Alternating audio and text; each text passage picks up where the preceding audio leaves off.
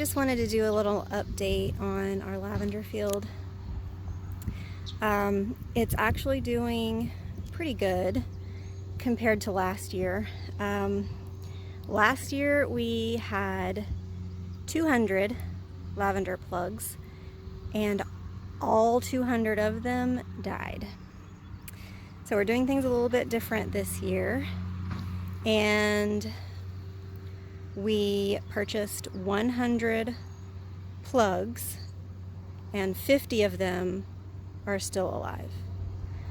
So that is excellent. There are some things that I wish we would have done differently that would have probably saved those 50 that died. But you know, this is all new to us. We're just experimenting right now, just working on ways to get it right. So the other day we went out and we purchased some big lavender plants, like this right here. This is Provence. We bought, I think, 12 of those to replace some that had died, some of the plugs that had died. And then we also purchased more of the super blue. So this one right here is not, I mean, it came back. It almost died, but it came back. But we're in the process of planting these now. We just have them in pots sitting in their holes. But we have almost this whole row finished. Oh no, this isn't super blue. This is hid cut right here. That over here, this is super blue. We bought a few more of those. We started out with only 5, I think, but we went back and purchased some more. And they're just sitting in their holes waiting to be planted. But overall, I think we're on to something. I think that, you know, if we just keep at it, it'll be good. So I don't know if you can remember what the little tiny plugs looked like, but most of the ones that are still alive, this is what they look like now, which is great. They're getting really bushy and getting taller. I've already, I don't know if you can see in here, I've snipped the very, very top, and it's starting to grow back now. But you're supposed to snip the tops of them off so that they get bushier instead of just taller.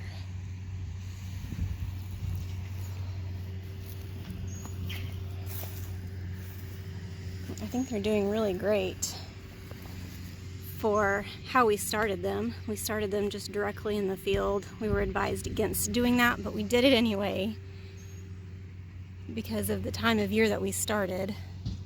Putting them in a greenhouse would have killed them all, just like it did last year. That's how we started last year, was in a greenhouse.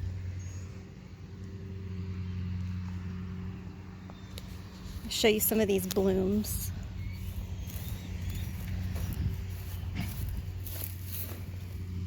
So this is Provence. They have the tall, skinny ones. And these are excellent for pollinators. Butterflies and bees love lavender. When we went to pick them up at the store yesterday, they were just covered in pollinators. And then over here we have the hid coat, and theirs is more of a short and fluffy blossom.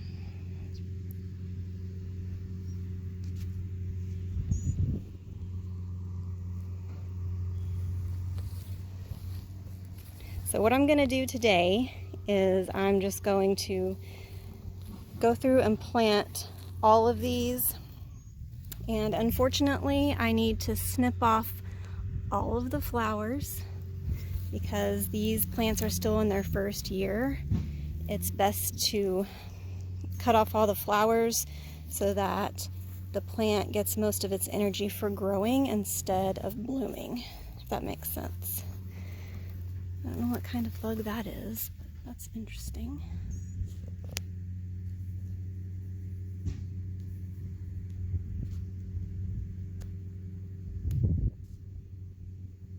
Not wanting to go into focus.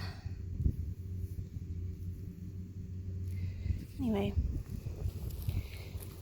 so these are ones that died. We need to replace these.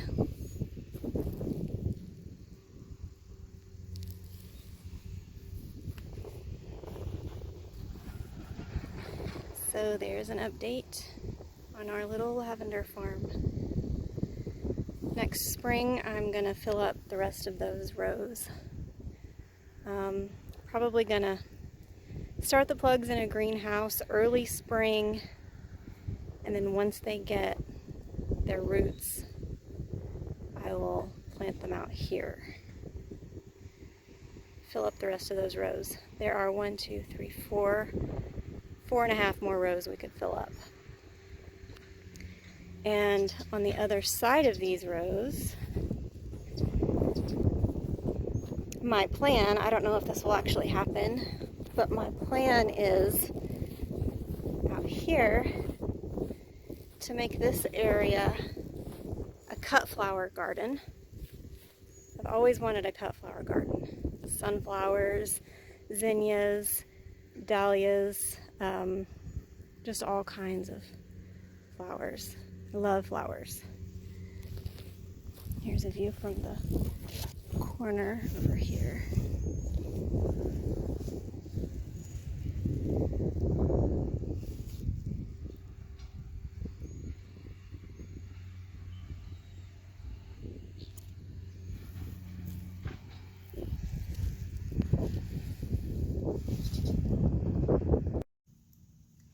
So I had to take a little break. It's extremely hot outside.